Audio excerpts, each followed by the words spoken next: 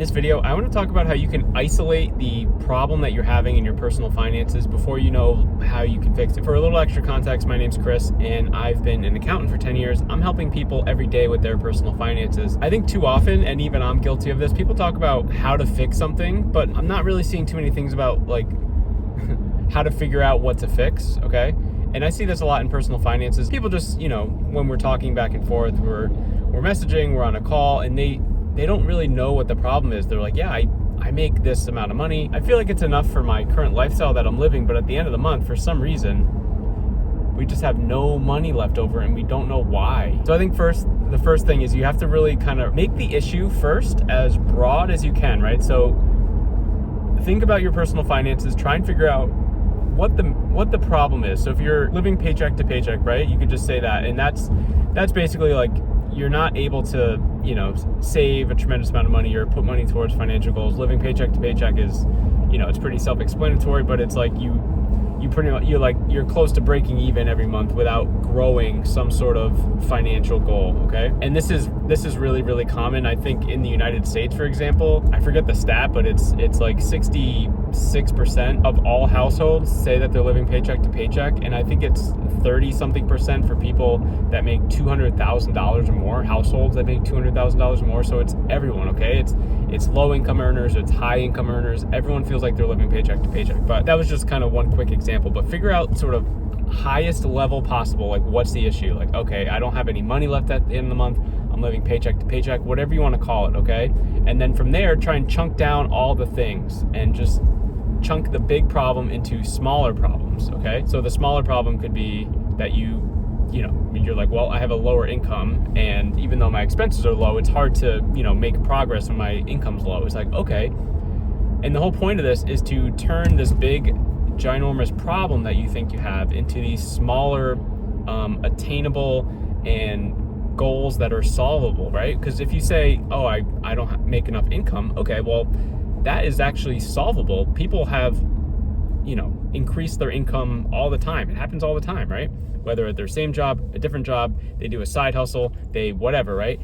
So that's a solvable thing that you can do. Now, instead of like this, I don't know what's going on with my money, I'm living paycheck to paycheck, it's like, oh, now we have a solvable action that we can take. This is sort of where we get the ball rolling, right? And you're more clear on the direction that you have to go. Have you seen the pictures? It's like they're next to each other. One is like a line that starts like this and then it goes all over the place and then it completes there, as and then next to it is just a straight line with an arrow.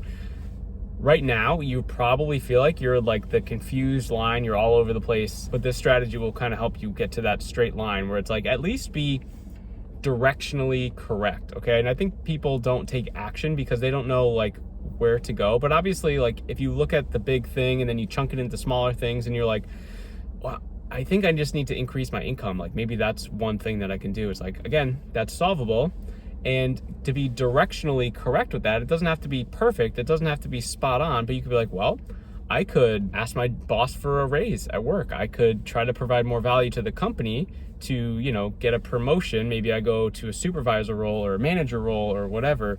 Or it's like, you know what? I can put my resume together and I can just sort of throw it out there and kind of see what happens. And those are actionable items that you can take to help increase your income. Okay, so I don't want to stay on this, lower income for too long because there could be many situations. It could be, why am I not able to pay down my debt faster? Why am I not able to save money, right? Why am I not able to invest? Why can I not, et cetera, et cetera. The list goes on and on. So take the big thing and really try to think about, like take actual time out of your day to sit there and just write down all the possible things that could be an issue. And this is where you have to just be really honest with yourself. And I think this is another big problem that people face is they don't want to look at their finances in the mirror. They don't want to think about their finances. And that's part of the problem. It's like they have this financial problem. They have this, again, we'll go with low income or this debt problem. And it really stresses them out, but they haven't really put the time or the effort or the thought behind trying to fix it.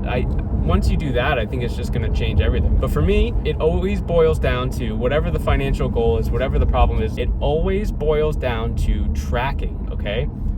Tracking meaning things like your finances through a budget or your debt through some sort of debt payment calculator, or if you're trying to save for an emergency fund, you could do that. If you're trying to track your net worth, you could do that. And it always boils down to tracking, right? Let's think about fitness, right? And health, because that's a pretty easy example that everyone can explain and understand. Let's say that I wanted to lose 20 pounds, right? I have this goal, I want to lose 20 pounds. It's a great goal. I'm trying to be healthier, blah, blah, blah. And I'm telling you this, right? But then I also say, well, I've actually never stepped on a scale, so I don't know how much I weigh. I don't really want to step on a scale. I don't really want to look at it. And, but I do know that the goal that I want is 20 pounds. It's like, how the hell am I going to know how to lose 20 pounds when I don't know what I'm starting from? Like, what's my starting weight? I have no idea, but I want to lose the 20 pounds. So you don't know where you're starting from. So that means you don't know where you have to go to get to your goal. And it's just like, what are we doing here? Like, how can we make a goal that we don't know the baseline? So that's why tracking is so important. And you have to have a baseline. You just have to. So things like tracking, right? And budgeting and everything. So if you're interested, down in the description of this video, I do have some digital assets for you, okay? Some tracking devices, all through spreadsheets. It's completely free for you to download, but it's a budget template, it's a debt payment calculator, it's an emergency fund calculator, and it's a net worth tracker, okay? Check them out if you're interested, no worries. But that's how I would start, okay? Chunk up the big problem, get the big problem into many, many smaller solvable challenges, right? And then that's how you level up. You instead of being stressed out by this big thing, you have many, many small things that you can achieve. And that's how you create and reach and crush financial goals, right? That's how you do that. And that's how I was able to pay down, my wife and I, $43,000 of debt in about a year. That's how we have a $1 million net worth and counting, okay? It's because if it's something that we cared about, we needed to start tracking it. That's the only way you're gonna do this. Like, back to the weight example, if I was really serious about losing 20 pounds, I would get on the scale the first day, I would weigh myself, and then I'd probably weigh myself every day at the very least, right? That way I had a baseline, and that way it was also in my mind a lot, because if I was weighing myself at least once a day, that it would be in the back of my mind that, ooh, the actions that I take during this day are gonna be reflective on the scale tomorrow morning, and I really don't wanna mess that up, right? So that was a quick hitting video for you of how you can sort of take a big thing, turn it into small things. I'm uploading daily, so I will see you in the next one.